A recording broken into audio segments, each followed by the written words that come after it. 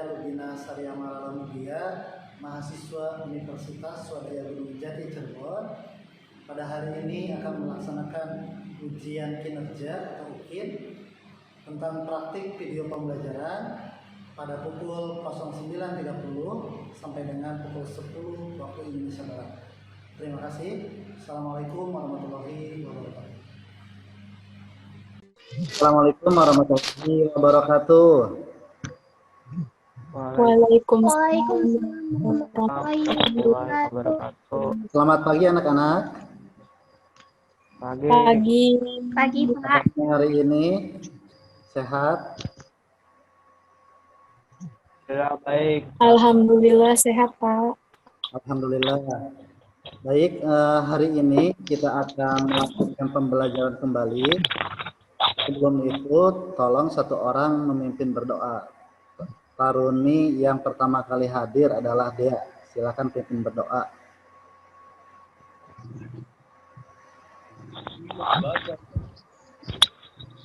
Ya, Pak. Sebelum mengawali pembelajaran hari ini, marilah kita berdoa. Berdoa dalam hati, berdoa mulai.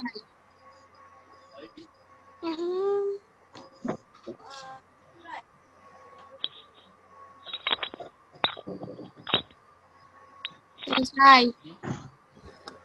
Baik, terima kasih untuk Dea yang sudah memimpin berdoa. Kalian boleh memunculkan muka ya dalam pembelajaran Zoom meeting hari ini, sehingga nanti ada interaktif dengan guru seperti itu. Baik, sebelum ke ini, Pak Logi akan absen terlebih dahulu. Alhamdulillah semuanya sudah hadir ya di pembelajaran daring hari ini. Pak Logi ingin tampilkan terlebih dahulu PPT ya. Baik, alhamdulillah sudah ini ya tampil, kelihatan.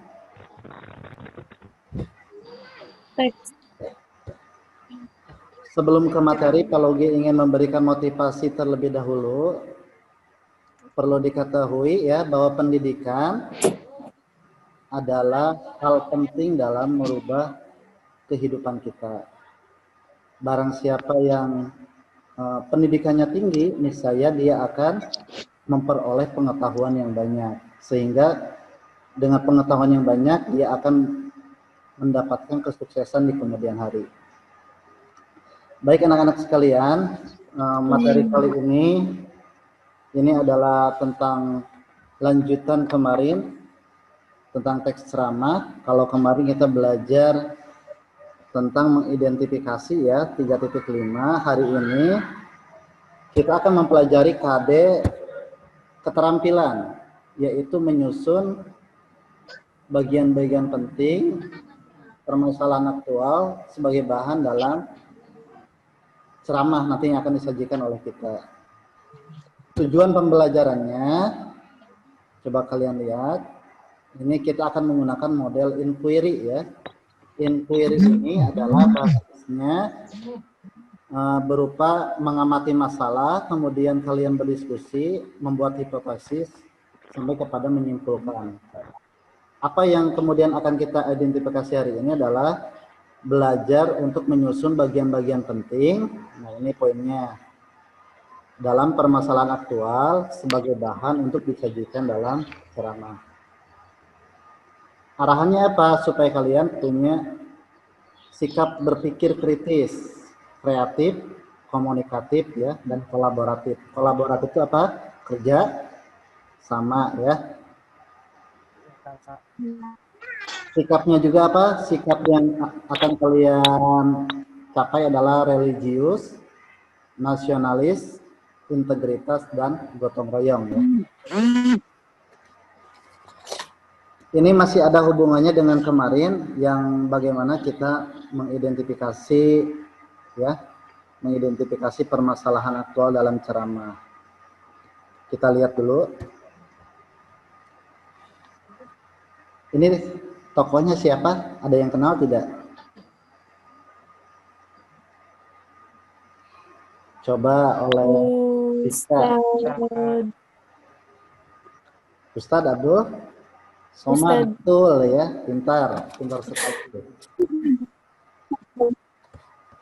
Berarti sudah dikenal ya sama kalian. Pak. Baik anak-anak sekalian, apa yang kalian pikirkan tentang pohon yang Palugi? Gambar apa ini? Pohon. Pohon. Dalam pohon itu ada apa aja? Buah. Pintar, daun. Dahan. Akar. Tuh, Rizka pintar.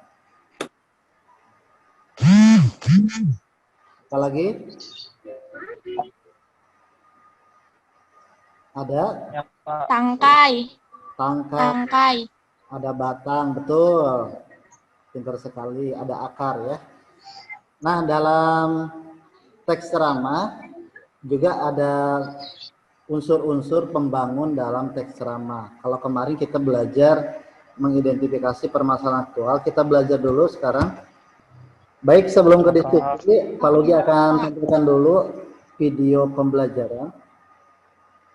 Kalian perhatikan ya, nanti Pak Lugi akan putar video.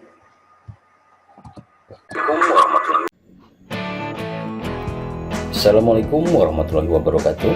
Selamat datang di channel Saung Edukasi.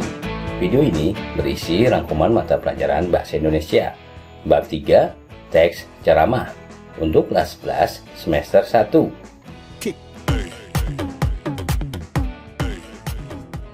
Bagi yang baru datang, jangan lupa untuk klik like, share, dan subscribe.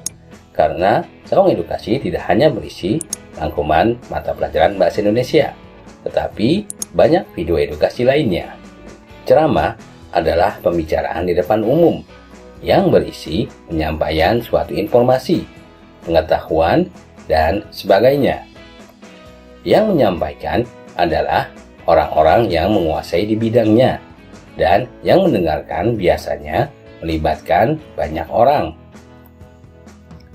Medianya bisa langsung ataupun melalui sarana komunikasi, seperti televisi, radio, dan media lainnya. Ceramah merupakan teks yang berfungsi untuk menyampaikan informasi yang berupa pengetahuan pada khalayak, juga untuk mengajak atau meyakinkan.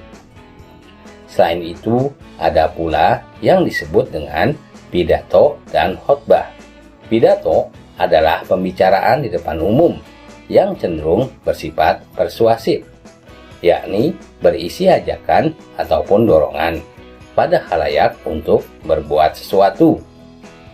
Khotbah adalah pembicaraan di depan umum yang berisi penyampaian pengetahuan keagamaan atau praktek beribadah dan ajakan-ajakan untuk memperkuat keimanan. Ceramah merupakan teks yang berfungsi untuk menyampaikan informasi yang berupa pengetahuan pada khalayak, juga untuk mengajak atau meyakinkan.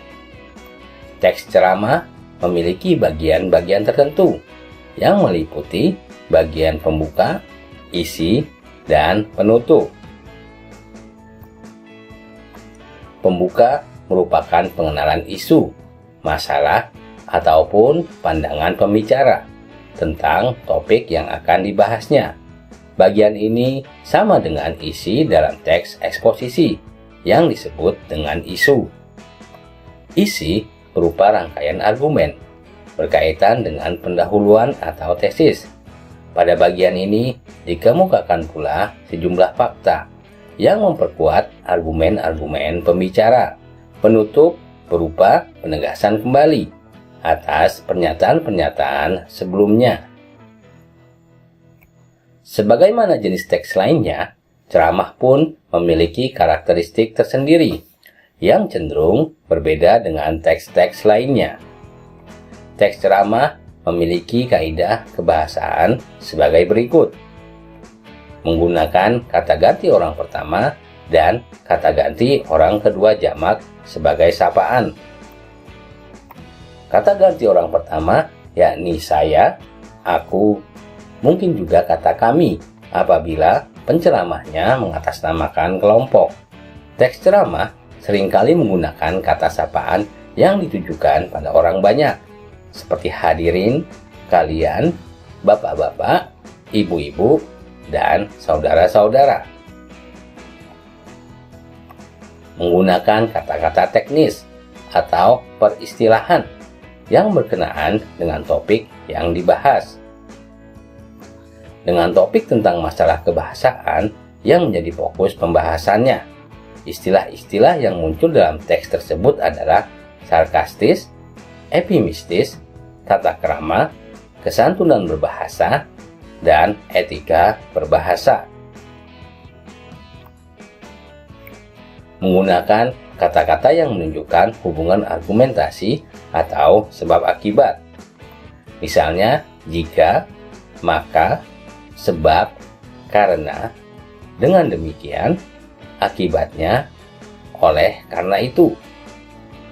Selain itu, dapat pula digunakan kata-kata yang menyatakan hubungan temporal ataupun perbandingan atau pertentangan, seperti sebelum itu, kemudian, pada akhirnya, sebaliknya, berbeda halnya, namun. Menggunakan kata-kata kerja mental seperti diharapkan, memprihatinkan, memperkirakan, mengagumkan, menduga, berpendapat, berasumsi, dan menyimpulkan. Menggunakan kata-kata persuasif seperti hendaklah, sebaiknya, diharapkan, perlu, harus. Demikianlah video rangkuman pelajaran bahasa Indonesia untuk kelas 11. Sampai jumpa di video lainnya. Jangan lupa untuk klik like, subscribe, dan tekan loncengnya.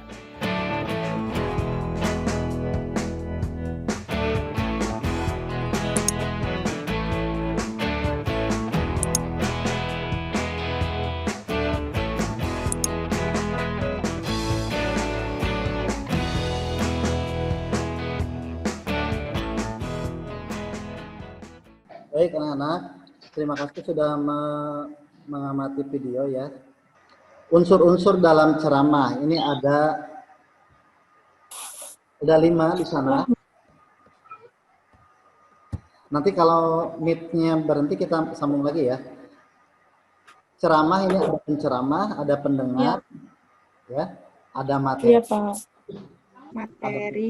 ada juga media.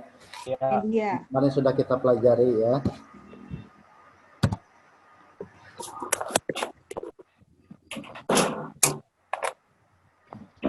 Kita perlu merumuskan dulu sebelum kita menyusun perangkat ceramah ya.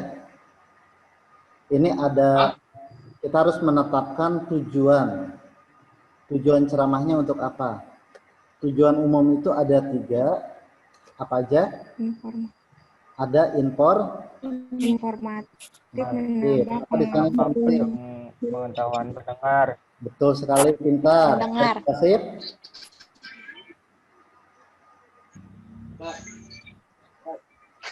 Persuasif apa? Bicara. Pendengar mengikuti ajakan pembicara. Pintar. Contohnya misalkan ajakan untuk memakai masker atau misalkan ajakan untuk menjaga protokol kesehatan. Pintar ya. Kesehatan. Yang ketiga, tujuan umumnya adalah rekreatif. Coba siapa yang mau menebak? Rekreatif. Ini apa? Pendengar merasa terhibur. Tuh, pintar. Contohnya apa? Humor, anekdot. Anekdot, humor. Contohnya di TV kita sering melihat stand up komedi ya. Benar sekali. Baik, sebelum kita ke menyusun kerangka, kalau ingin sampaikan terlebih dahulu, ada kaidah kebahasaan dalam ceramah. Yang satu ada pronomina.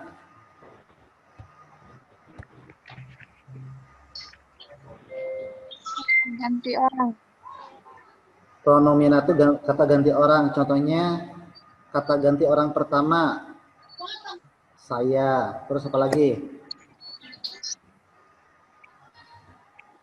Kata ganti Kamu. kamu, pintar. Terus kalau jamak, apa? Aku. Bukan, Pak. Aku itu tunggal ya, orang pertama tunggal. Kami, Iya. mereka. Kedua, kata-kata teknis. Kata teknis itu kata yang berhubungan dengan sikap keterampilan. Contohnya, Iya. pintar ya, itu kesantunan berbahasa. Betul. Konjungsi, kata sambung. Coba Raihan, apa Raihan? Sambung. Pintar. Contohnya sebab, karena, ya, sehingga. Kata sambung. Keempat, kata kerja mental. Kata kerja mental. Nah, ini berhubungan dengan kesantunan berbahasa. Contohnya misalkan etika berbahasa dan lain sebagainya. Yang kelima adalah kata persuasi. Persuasi itu apa tadi?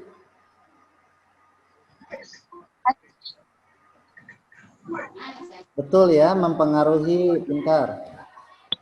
Baik, paham ya?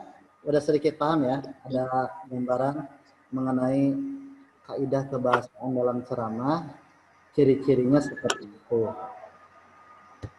Ini kita lihat, seseorang yang luar biasa itu adalah sederhana dalam ucapan, tetapi hebat dalam Tindakannya. Lanjut ya. Sebelum kita diskusi, kita pahami dulu bagaimana kita mengkonstruksi kerangka ceramah. Nanti kalau membuat ceramahnya di pertemuan yang ke depan. Next. Ini dalam menyusun kerangka ceramah ada 4 bagian yang harus kita tentukan.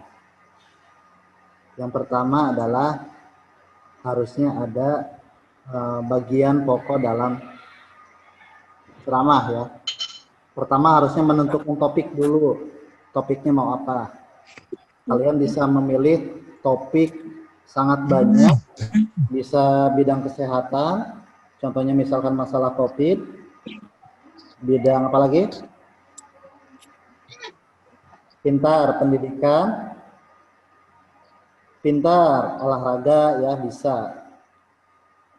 Yang kedua adalah kita harus membuat arah yang jelas. Nah, ini maksud dari ceramah itu harus diungkapkan secara jelas.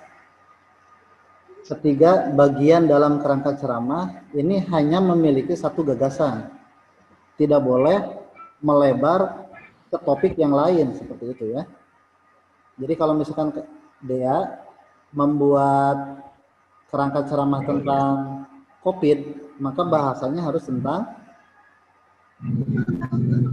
COVID itu sendiri ya, pintar. Yang keempat, nah ini hal yang terpenting dalam menyusun kerangka adalah kalian perlu mengetahui bagian-bagian dalam kerangka itu secara logis. Nah ini kita lihat di sini.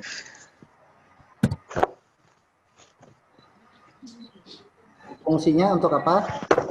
Kerangka Membuat Buat tulisan menjadi menjadi terarah, menghindari terjadinya hal yang dibahas, ya kita membantu pengumpulan data. pengembangan. ya betul. Next ya, kita lihat dulu nanti nah ini contohnya formatnya. Langkah-langkahnya udah tadi ya disampaikan. Ini kerangkanya, nanti Pak Lugi akan share video dulu ya supaya kita tidak terarah materinya. Nah ini kerangkanya. Kenapa tadi dibilang supaya terarah itu tidak ada pengulangan kalimat atau pengulangan isi dalam kerangka. Nah ini ditulis topik, tujuan umum, ada tujuan khusus. Khusus. Contohnya tujuan umum tadi misalkan informatif. Tujuan khususnya misalkan satu menyampaikan fungsi dari contohnya COVID. Fungsi dari misalkan 3M. Di sana dijelaskan. Ini ada pembuka, ada isi, ada penutup. Sederhana ya, seperti itu. Paham ya? Baik, sekarang kita akan berdiskusi terkait masalah ya. Kita akan buat masalah. Nanti kalian akan berkelompok. Satu kelompok itu 4 orang. Nanti dibentuk beberapa kelompok. Kelompok 1, Wida, Altan, Nurhasanah, Jani. Kelompok 2, Siti Khadijah, Raihan, Rifki, Pipi. Kelompok 3, Rizka, Dea, Dinda, dan Firda. Baik, kalian akan berdiskusi mengenai cara menyusun kerangka ceramah dengan topik yang sudah kalau bagi di aplikasi Google Classroom. Nanti kalian diskusi selama 10 menit ya. Pilih temanya masing-masing, kemudian kita nanti akan belajar menyajikan hasil diskusi dalam bentuk hipotesis yang kalian buat. Seperti itu. Bisa dipahami ya? Siap, Ya, bisa. bisa. Masih. Kalau dikasih waktu 10 menit.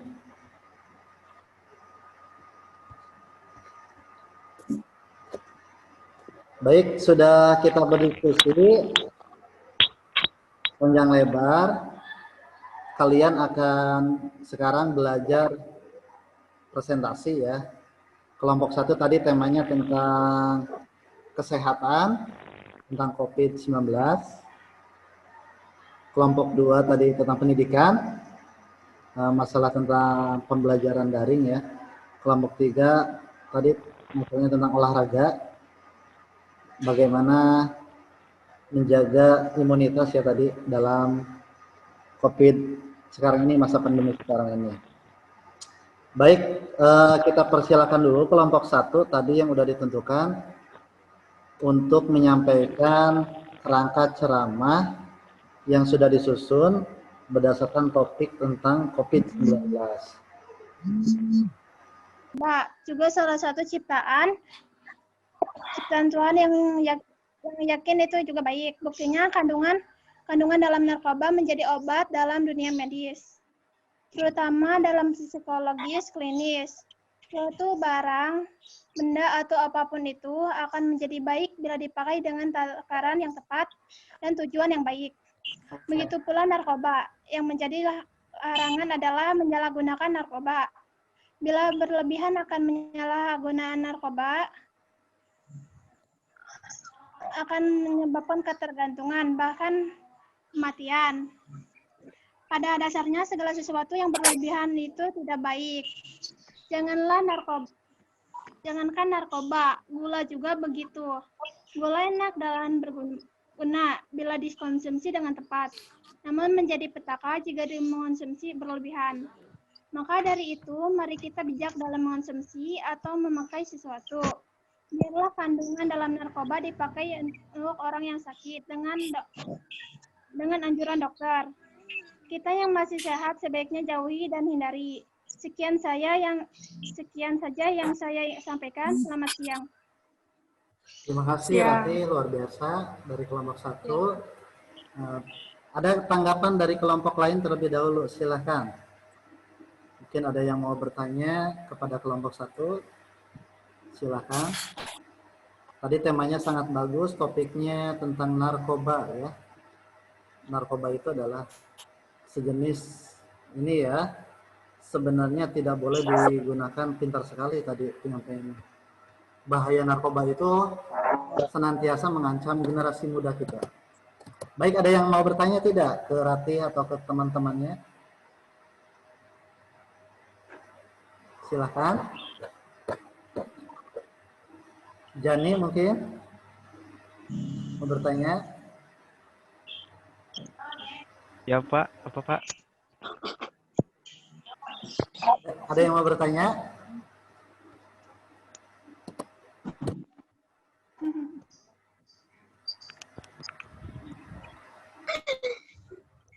Baik, kalau tidak ada, Saya Pak. setelah kita berdiskusi pada kali ini, coba Pak Logi minta satu orang menyimpulkan pembelajaran kali ini. Coba oleh Raihan menyimpulkan dari awal sampai akhir tentang materi yang kita pelajari hari ini.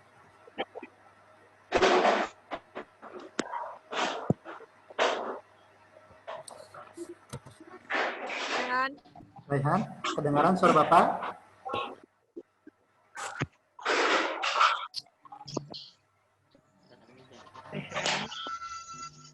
Atau Angga mungkin, Raihan ada trouble mungkin.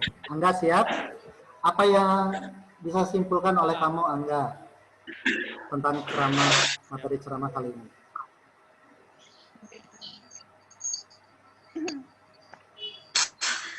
Angga, kedengaran? Apa ceramah, kesimpulannya apa dari kamu? Silakan.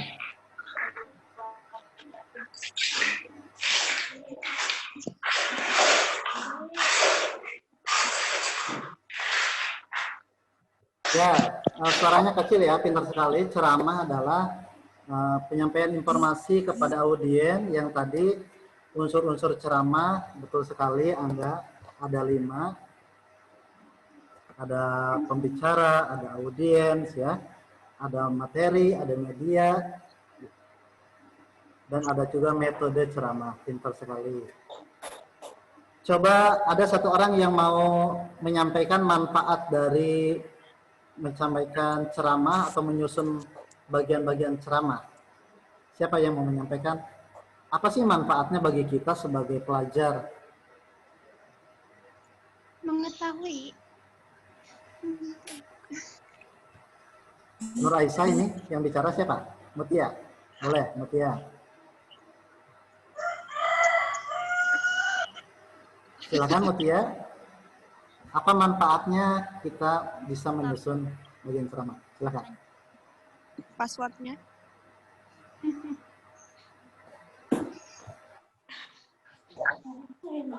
Mutia kedengaran tidak? Pertanyaannya apa? Apa manfaat ketika kita bisa menyusun bagian-bagian penting ceramah? Manfaatnya apa, Pak? Dalam dunia sekolah dulu, dalam pendidikan, misalkan di organisasi.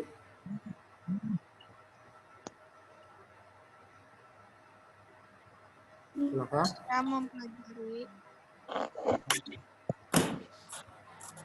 Ya.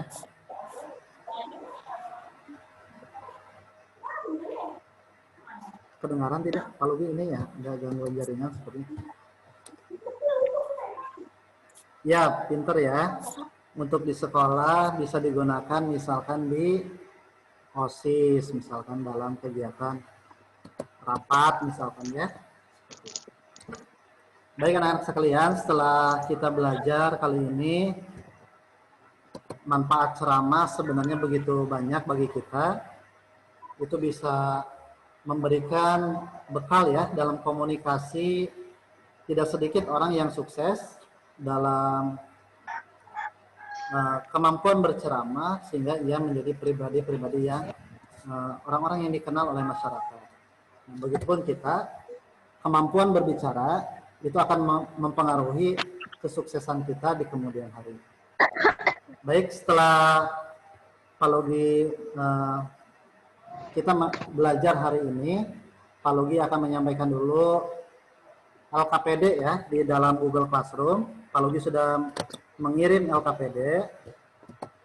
Kalian bisa kerjakan nanti secara mandiri. Bentuknya pilihan ganda ya. Pilihan ganda.